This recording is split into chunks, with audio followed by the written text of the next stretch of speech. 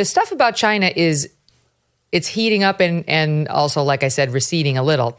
So it turns out, of the lies that Tim Walz has told, and we've covered the military ones in depth, including with an in-depth interview with 4 of his former service personnel that he served with. He apparently has lied about how many times he's been to China. He said he'd been there 30 times, and it turns out it's not true. He's only been there 15 times. And this was unearthed by, I'm trying to get the media organization that got it, but they figured out, look, that's a lot of times to go to China, 30. So send us the receipts. They asked the campaign, please send us the receipts. And he couldn't. And it's NPR News, which is Minnesota Public Radio. So they said, look, what do you have? And they said, we can only prove that he went there around 15 times. But to its credit, NPR reports that he claimed he'd been there 30 times, that he claimed to have traveled to China dozens of times, and that this is another instance of Tim Walz lying. They also, Carl, say that he described being in Hong Kong in May 1989 during the student uprising that culminated in Beijing's Tiananmen Square massacre, an assertion that is belied, they report, by newspaper accounts at the time, in which he's quoted as saying as the following: "As the events were unfolding, several of us went in," he said at a 2014 hearing commemorating the massacre's 25th anniversary. "I still remember the train station in Hong Kong." But they found pictures of him on the day of the massacre showing that he was working locally in Nebraska and saying that he would be leaving the following Sunday en route to China. So he was not there the day of. He cannot possibly remember it, as he claims he did during the student rising, saying that several of us went in. He still remembers the train station. He wasn't there. So that's a long-winded explanation of what you just said, Carl. But these little lies over and over and over again really matter. Well, that's right. And, your memory can play tricks on you. And I think journalists, we all need to be careful of that. You remember Brian Williams? True. Megyn, you knew him. And I didn't think he was lying. I thought he was misremembering some of the events in Bosnia. So I try to be charitable, but in Walz's case, there's an underlying thing that I find bothersome, and it's that Tom, correct me if I'm wrong on this. He got married on the anniversary of Tiananmen Square, yes, and he said that was so he could remember it, and that would be like, I'm going to get married on Joe Stalin's birthday, so I can remember my anniversary or something like that. I mean, I'm going to marry on April 20th. I'll never forget. Yeah.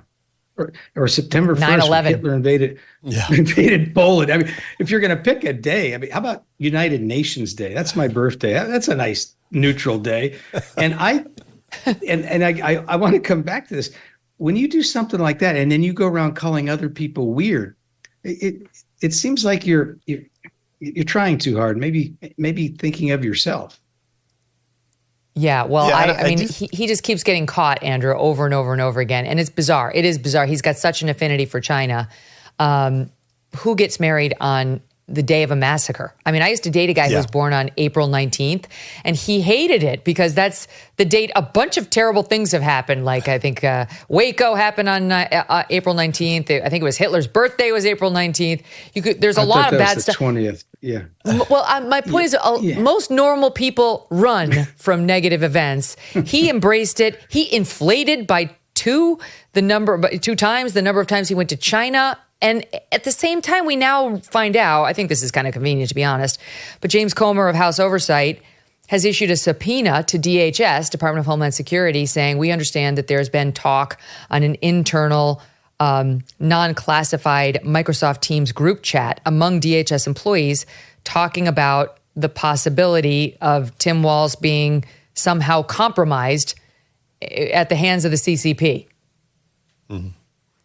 Well, a couple things. One, it does show the danger of this sort of foreshortened period where they chose this guy as their vice presidential pick. I mean, this is the kind of stuff that might have disqualified him if he had been vetted earlier. Maybe yes, maybe no, but they certainly would have gotten their story more straight on this. But he was picked in a very short amount of time, and picked for a couple reasons. One being that they wanted, I think, a white male from the Midwest, and he sort of fit their idea of sort of what a sort of a masculine guy would look like to pair with Kamala Harris. And he's a hunter and all that sort of stuff. And when he was in the House, he was sort of known as being someone who compromised more with Republicans, won a red district, all that sort of stuff.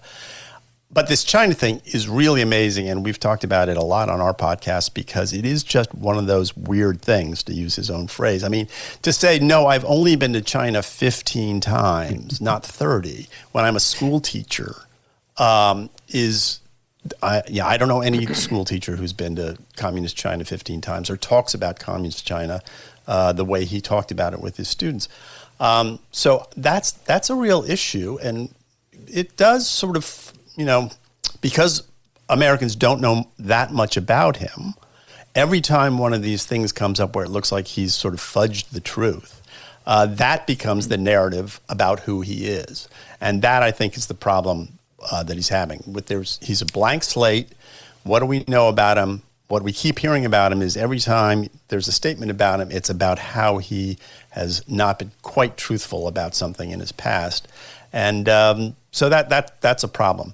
But how much all this matters in the long run when people go out to vote, that's, as Tom was saying, that's the real question. I don't know if vice presidential choices make a big difference or not. You don't remember President Dukakis? Well, all right. It might be different this time for a couple of reasons. One, because J.D. Vance will be, Donald Trump will only serve one term. So J.D. Vance, from the day he gets in, is sort of, the heir apparent. The heir apparent. So that makes the J.D. Vance pick maybe a little bit more consequential. And then there's primacy and recency, right? And that's what you remember, the first thing you see and the last thing you see. And this is going to be, right, we think, the last thing the voters see when it comes to debates, at least. This is not the way it normally is. Normally there are 3 presidential debates and one VP debate, and the VP gets sandwiched in between, the top dogs. But these guys, at least for now, Kellyanne Conway is out there saying, I know Trump said no to another debate, but is it really a no? It might not really be a no. So, and Trump, if he says yes to anything, then every media network will say, yes, we accept. I mean, it's really just a question of whether Kamala will follow through. Right now, she's saying she'll do it on CNN. I think Trump, I know he wants it to be on Fox, or he said he'd do the NBC debate. He should say yes to the CNN debate, because if he's going to do it, because I think last time that went pretty well for him. Anyway, we should assume it's the last debate. I think you should do it on your show. I think you should do it on your show, Megyn. Totally. Yeah. Hey, I think you should do it on our show. But good point. Can I just add one thing? All right, sure, Megyn sit in with us. That's right. Wait a minute, Tom. That was my fault. That thing about Churchillian, Megyn. I've got to fess up, because I had said, I started it by saying, I thought that Kamala Harris had a nice line when she's talking to Zelensky, and she said, isolation is not insulation. And then these guys tried to outdo me. First Andy, and then Phil Wegman. I should have never gone there. I apologize. It's my fault. Yes, I accept. I actually hit the rewind, the rewind 15 seconds. I'm like, there's no way I heard. I didn't just hear what I thought I heard. I was more measured than they was, if you noticed. Go ahead, Tom. I just say something about this real quick? I mean, I don't know if everybody out there may know someone like this. There are people who lie just for the sake of lying. Like, their lies don't even serve a higher purpose. Like, why would you say you went to China 30 times when you 15? I mean, what's the difference? Why would you do that? Why would he say, for example, the fertility thing? I mean, why wouldn't he just say, well, look, we've had experience with fertility, but no, he had to go the extra distance and lie. Why did he lie about being a head coach of a football team when he's just an assistant coach? And the team had success and he was part of it. He didn't need to do that. It's a little bit almost pathological, the way that he kind of lies about everything. And some of these lies don't even serve a larger purpose. And I think this might be one of those instances. It's a great point. Can I say Clintonian? Is that okay? Yeah. Since I said Churchillian earlier, it's a little Clintonian. Yes. I guess so. I have to think it over. It's better. We're heading in the right direction. That I know. No, you're right with the Tim Walz problem. And I was thinking about it. Like if I were advising Tim Walz on how to get ready for this debate, obviously childless cat ladies is going to come up. So is they're eating the dogs. That's going to come up. And that's J.D. Vance's home state. And I think J.D. Vance is going to say, I had actual constituents come and complain about that to me. Fair game. I checked out my constituents' claims. Many panned out. Some were unprovable one way or the other. But, this is an issue. And I think if he's smart, he'll pivot to, let's talk about the dead people. Can we agree there are dead people? There are raped children in Nantucket. Can we talk about that? Does anyone want to spend some time on that?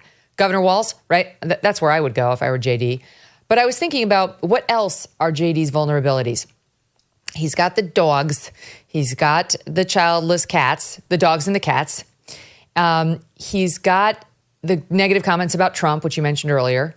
That'll definitely come back to haunt him.